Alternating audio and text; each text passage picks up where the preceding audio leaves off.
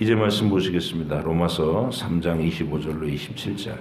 이 예수를 하나님이 그의 피로써 믿음으로 말미암는 화목제물로 세우셨으니 이는 하나님께서 길이 참으시는 중에 전에 지은 죄를 간과하심으로 자기의 의로우심을 나타내려 하심이니 곧 이때에 자기의 의로우심을 나타내사 자기도 의로우시며 또한 예수 믿는 자를 의롭다 하려 하심이라. 그런즉 자랑할 데가 어디냐? 있을 수 없느니라. 무슨 법으로냐? 행위로냐? 아니라 오직 믿음의 법으로니라. 아멘. 오늘은 하나님께서 자기 형상을 입히신 인간에게 세워주셨던 그 계획의 지극히 완전하고 완벽한 의의 길이었다는 점을 말씀드리고자 합니다. 천사들에게는 주지 않으신 오직 인간들에게만 주신 하나님의 특별한 은혜는 무엇인가? 첫째는 똑같이 하나님을 닮은 이 지성과 감정과 의지를 가진 피조물로 지어주시고 동일하게 자유의지를 선물로 주셨음에도 불구하고 천사에게는 주지 않고 오직 인간에게만 주신 게 있어요. 이게 하나님 자신의 형상이라는 겁니다. 이게 가장 뚜렷한 차이점인데요. 천사는 각각의 개별적인 천사가 이게 서로에게 하나로 연합되는 관계성이라는 측면이 우리와 같지 않습니다. 매우 우리는 그보다 훨씬 더 물론 그들도 연합해서 하나님을 사랑하지만 우리가 가진 연합이라는 개념과는 전혀 다르죠. 수를 헤아리기 어려운 천사들이 있지만 그들 모두는 영원히 개별적이고 독자적일 수밖에 없다는 뜻입니다. 그러나 인간은 지으실 때부터 모든 개별적인 인간을 동시에 이렇게 독자적인 존재로 지어놓지 않으시고 단 한 사람 아담 안에서 하나의 존재로 지으셨습니다. 이게 다른 점이에요. 그리고 아담의 몸에서 재료를 취해서 최초의 이웃인 하와를 지으셨고 그렇게 남자와 여자로 창조된 인간이 서로를 자기 자신보다 더 매력적으로 느끼는 이타적인 사랑의 대상으로 바라보는 바로 성적인 존재로 우리를 지으신 겁니다. 처음부터 하나님의 사랑 안에서 이웃을 자신과 같이 또는 자신을 잊을 정도로 더 사랑하는 이타적인 존재가 되도록 하신 겁니다. 지으실 때부터. 인간이 천사보다 뛰어난 점은 바로 이것입니다. 창세기 1장 27절로 28절에 하나님이 자기 형상 곧 하나님의 형상대로 세상을 창조하시되 남자와 여자를 창조하시고 하나님이 그들에게 복을 주시며 하나님이 그들에게 이르시되 생육하고 번성하여 땅에 충만하라 땅을 정복하라 바다의 물고기와 하늘의 새와 땅에 움직이는 모든 생물을 다스리라 하시니라. 남자와 여자로 창조하셨다.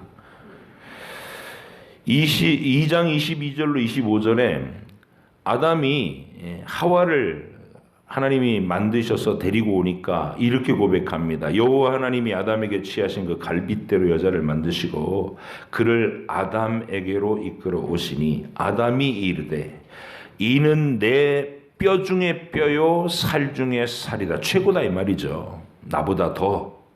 이러므로 남자가 부모를 떠나 그의 아내와 합하여 둘이 한 몸을 이룰지로다. 아담과 그의 아내 두 사람이 벌거벗었으나 부끄러워하지 아니하니라.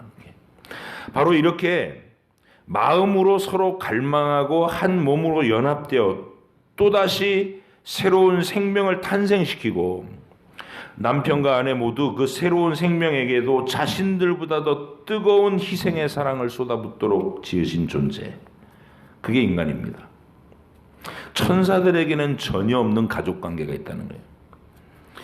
그 모든 모습을 하나님께서는 창세기 1장 27절을 통해 말씀하신 거예요. 하나님이 자기 형상 곧 자기 형상대로 사람을 창조하시되 남자와 여자로 창조하셨다. 다시 말하면 인간이라는 존재는 창조될 때부터 하나님 안에 있는 삼위일체적 연합의 신비를 고스란히 가지고 태어났다는 겁니다. 하나님의 삼위일체적 신비, 개별적으로 구별되시나 영원히 한 분으로 연합해 계신 그 신비. 우리 인간이라는 존재는 아예 창조될 때부터 그 신비가 새겨져 있었다라 그 말입니다. 이런 거룩한 특권은 인간이 하나님께서 요구하시는 이 의에 도달하는 방식에 대해서도 천사와는 확연히 차이가 납니다. 하나님은 자유의지를 가진 피조물들에게는 순종과 충성을 요구하십니다. 당연한 거죠. 창조하신 주인으로서의 당연한 권리이시고 그 자체가 하나님으로서의 권세와 위엄과 영광이었던 것입니다. 여기서 선악의 개념이 등장합니다. 주인 되시는 하나님께 순종하면 선이고 불순종하면 악인 겁니다. 바위는, 돌멩이는 뭐 착한 바위, 악한 바위 이런 개념이 성립되지 않습니다. 돌멩이가 하나님께 대해서 순종을 하거나 반역을 하거나 그런 존재가 아니기 때문입니다. 그냥 하나님이 창조하신 능력에 따라 거기 존재할 뿐입니다. 다른 피조물들은. 그러나 자유의지라는 것은 순종과 불순종이라는 두 가지 정반대의 반응을 나타낼 수밖에 없는 겁니다. 주인이 되신 하나님께 순종하면 선한 것이고 불순종하면 악한 것입니다. 본래부터 선하다 악하다라는 개념은 하나님을 빼버리면 우리끼리는 성립할 수 없는 개념입니다. 하나님이 없으면 선하다 악하다의 개념이 안 서요. 성립이 안 되는 거예요. 똑같은 피조물끼리 서로 자신의 입장에서 선하다 악한다 한들 아무 의미가 없기 때문입니다. 사자를 한번 생각해요. 사자 가족을 떠올려 보시기 바랍니다. 아빠 사자, 엄마 사자, 형, 누나, 동생 사자가 다 함께 힘을 합해서 얼룩말 사냥에 나섭니다. 사자들은 본능적으로 사냥의 성공률을 높이기 위해서 가장 약한 얼룩말을 공격합니다. 무리에서 떨어진 새끼 얼룩말이 주된 표적이 되죠. 어린 얼룩말의 목덜미를 물고 쓰러뜨린 뒤에 사자 여러 마리가 무리에서 떨어진 새끼 얼룩말을 한쪽으로 몰아가지고 치명적으로 목을 탁 물어서 쓰러뜨립니다. 그리고 다 같이 모여서 맛있게 뜯어먹어요. 사자가 악한가요? 얼룩말 입장에서는 악하겠지만 새끼 사자들 입장에서는 자기들한테 먹을 거를 잡아주는 아빠 사자는 영웅인 겁니다. 주인이 없으면 선하다 악하다 이런 기준이 성립이 안 되는 거예요. 저마다가 주인이면.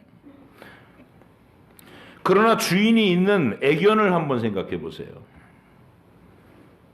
개는 착한 개, 악한 개를 나눕니다.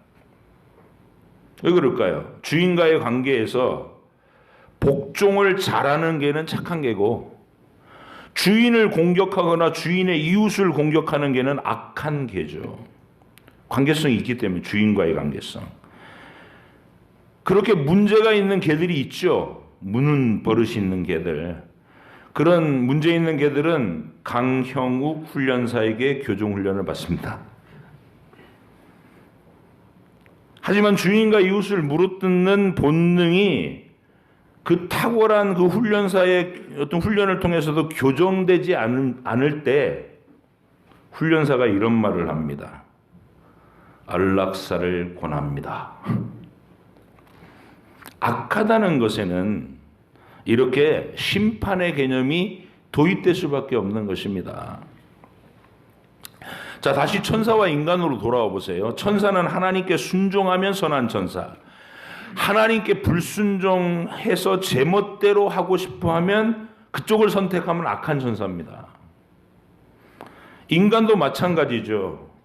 그러나 선하고 악한 선택을 할 때 천사는 모두 각각의 천사들이 다 독자적으로 선택을 하는 겁니다. 하지만 인간은 그렇지 않습니다. 그렇지 않았습니다. 우리 모두는 다 아담 안에서 유전자로만 존재했고 선택은 아담이 대표로 했습니다.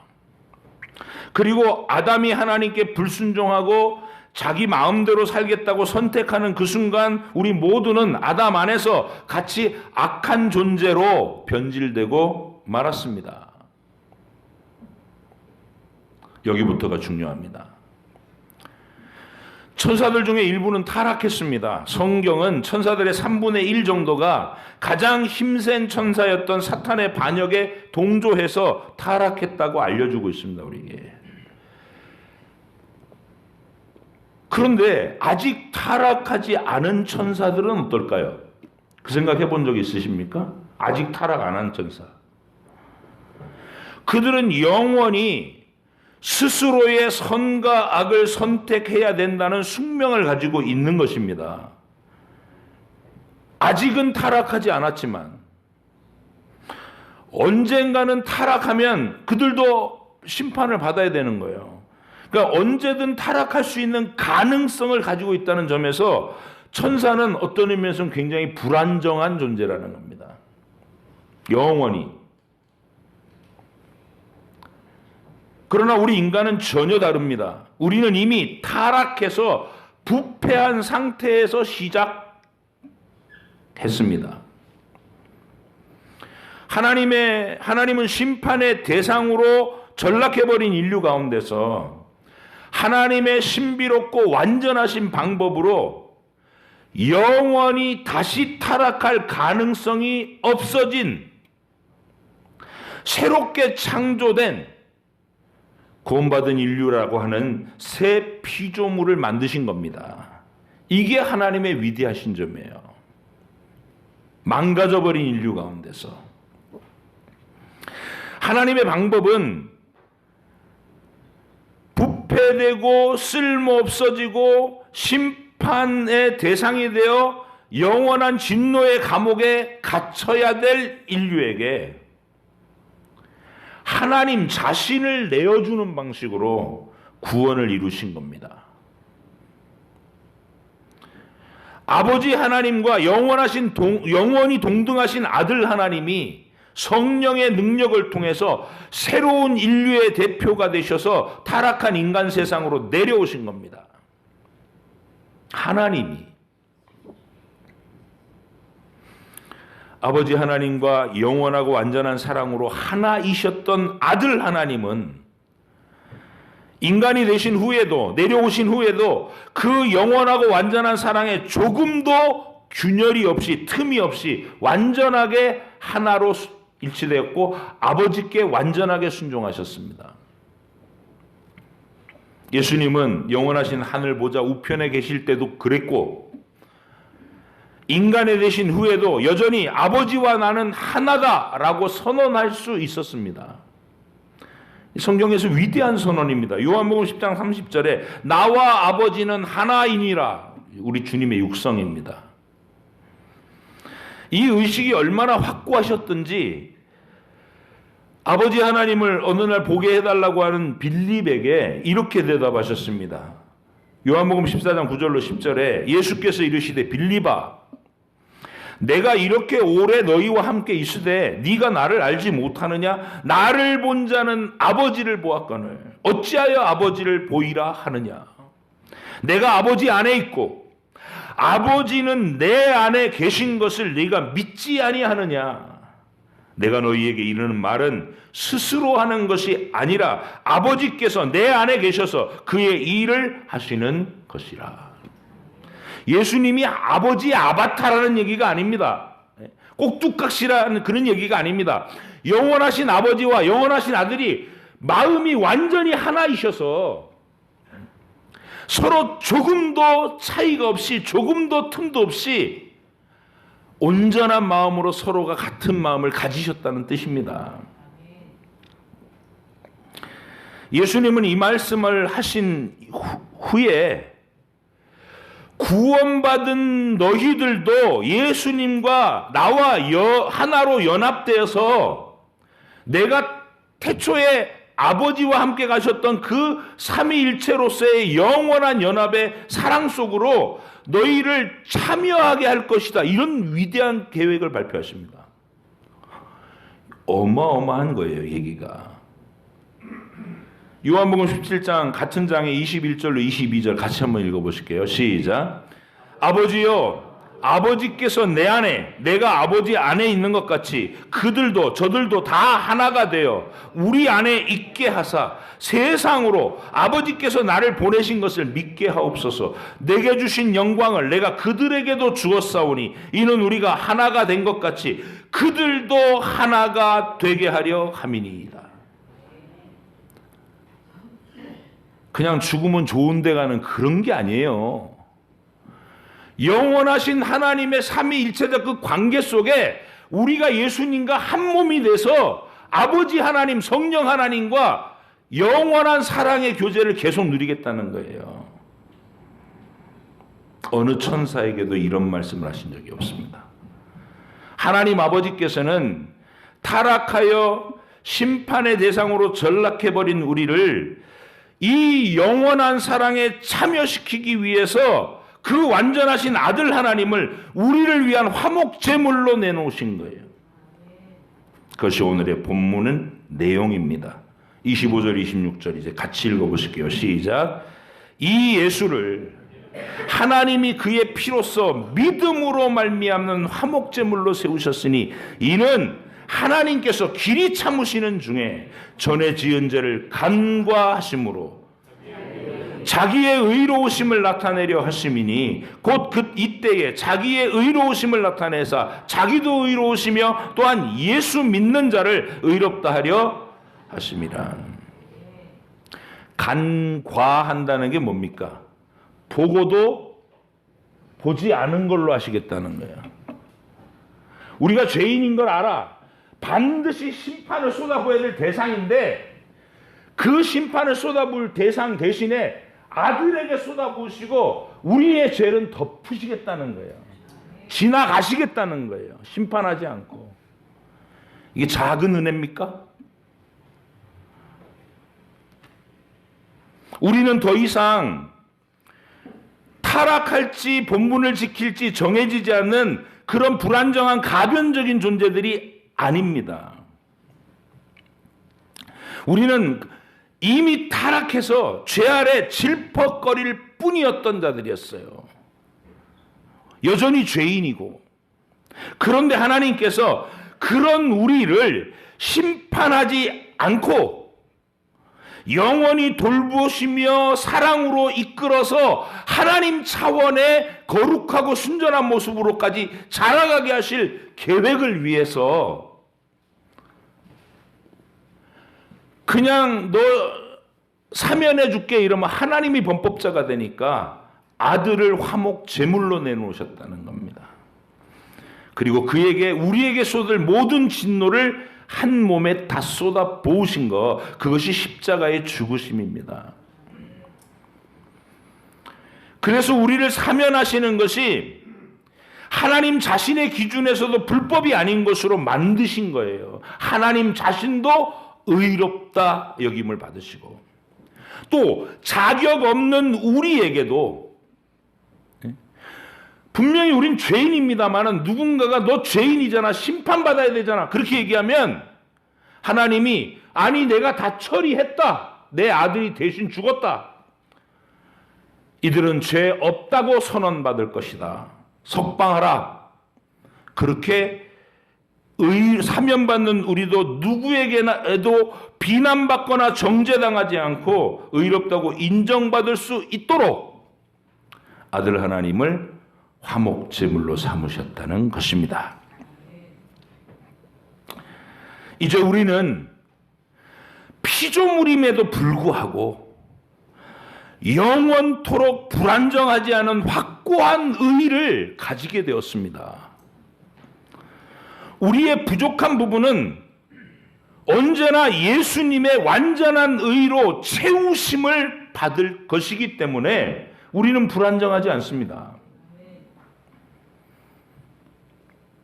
여러분의 사랑하는 자녀가 부모가 돌볼 것이기 때문에 그 아이가 연약하고 부족해도 어린 시절에 서툴러도 전혀 걱정할 것이 없는 것은 부모의 책임 있는 사랑이 그를 끝까지 성장시키기 때문입니다. 이것이 천사와는 다르게 우리가 하나님의 자녀라는 이름을 가지게 된 놀라운 구원의 실체입니다. 이 구원이 이 구원을 이게 소식을 듣고도 여러분 믿겠다고 이 교회에 와서 앉아 계신 분들 중에서도 아직 제대로 이해하지 못하면 이 진리를 깊이 묵상 가운데서 온전하게 이해하지 못하면 언제나 자신들의 선한 노력을 의로 내세우려는 버릇이 나옵니다. 그래서 우리가 조심해야 되는 거예요. 자기 노력과 선행을 자랑하고 내세우려는 태도가 나오는데 그것은 가련하기 그지없는 거예요. 완전하게 입혀주신 영원히 견고한 하나님의 의를 내던지고 내 거, 볼품없는 내 선한 노력, 윤리적인 도덕적인 노력, 그걸 가지고 내세우려고 하는 것이죠. 오늘 여러분들이 하나님이 내게 입혀주신 의의 옷, 그 구원이 얼마나 귀한 것인가 제대로 깨달으셔서 우리 가운데는 그는 가련한 사람이 없기를 바랍니다. 구약 성경에서 하나님은 제사장들에게 하나님 앞에 나올 때 알몸이 드러나지 않게 하라는 아주 신기한 경고를 합니다. 굉장히 심각하게 진지하게 하세요. 너 층계를 오르다가 네 하체가 드러나지 않게 하라. 하나님 그런 명령까지 하셨다고요. 우리 하나님 우리를 되게 목욕탕 가면 큰일 나는 건가 그러면? 그런 뜻이 아닙니다. 그 이유는 신약에 와서야 분명해집니다. 우리의 존재 자체가 죄로 변질되어 있기 때문에 우리는 그냥 부끄러운 존재라는 겁니다.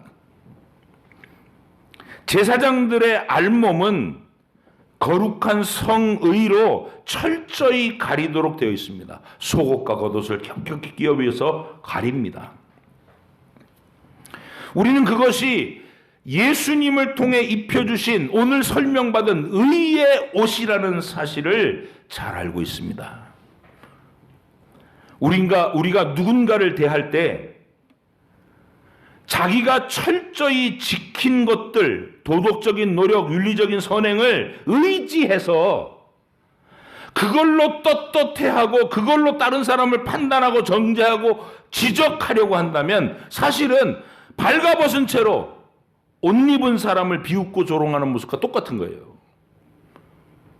실제로 벗은 건 전데 옷을 입은 사람을 오히려 비난하고 조롱하는 꼴이 된다 그 말입니다. 바리새인들이 세리와 창녀들을 정죄하던 모습이 딱 그런 거예요. 세리와 창녀들은 자신들이 알몸 상태, 자신들의 존재 자체는 부끄러운 죄인이라는 사실을 너무나 잘 알고 있기 때문에 예수님이 입혀주시는 의의 옷을 간절하게 의지했고 간절하게 받았어요. 오직 예수님을 통해서 아버지 하나님의 불쌍히 여겨주심만이 우리의 유일한 소망이다. 이 사실을 알고 고백했다고요. 그런데 바리새인들은 안식일 철저히 지키고 11조 꼬박꼬박 내고 일주일에 이틀씩은 금식하고 기도했다고 자신들의 부끄러운 영혼의 알몸이 가려졌다고 착각을 하는 거예요. 그걸로 가려졌다고. 그게 아닌데 하나님의 시선에서는 그런 것들은 너무나 가련하고 사악한 태도인 겁니다. 그래서 등장하는 것이 오늘 27절인 거예요. 오늘 바울이 그 얘기입니다. 시작. 그런즉 자랑할 때가 어디냐? 있을 수가 없느니라. 무슨 법으로냐 행위로냐? 아니라 오직 믿음의 법으로니라.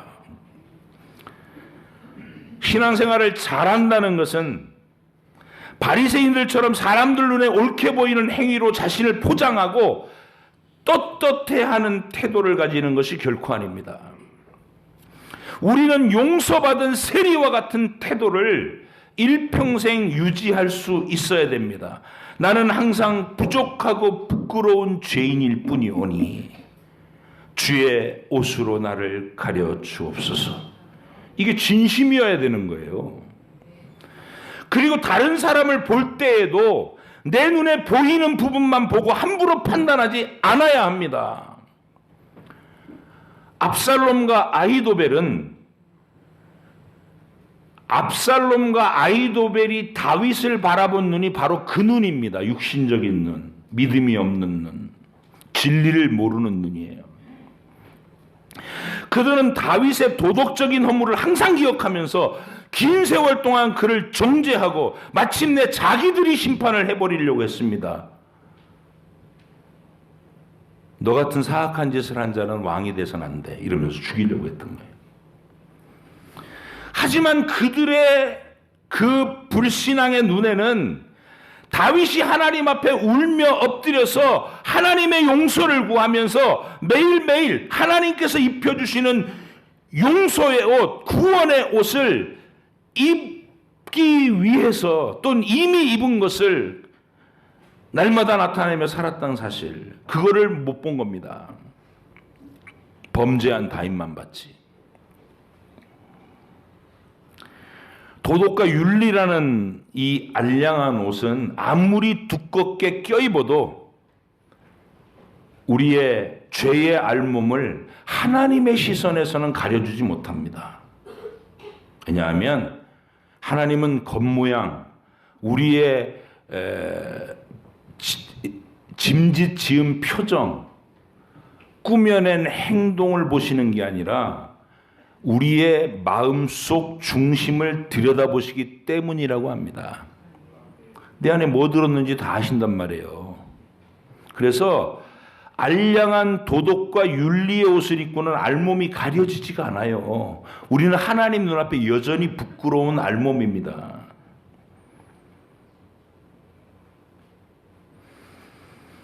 하나님의 용서와 사랑이라는 구원의 옷을 입을 때라야 비로소 죄의 수치가 완벽하게 가려지는 겁니다. 그리고 성령께서는 세리와 창녀마저도 그 어떤 도덕군자보다 더 진실하게 의의 수준에 도달하도록 만드셔서 영원한 천국에 의해 끝없이 가까워지도록 만들어 가시는 분입니다. 이게 완전한 길입니다. 하나님 아버지께서 예수님을 통해서 만드신 완전한 의의 옷을 입고 매일 성령님이 이끄심으로 거룩한 수준을 이루어가는, 그러면서도 결코 자랑하지 않는 우리 모두가 되기를 간절히 바랍니다. 기도하겠습니다.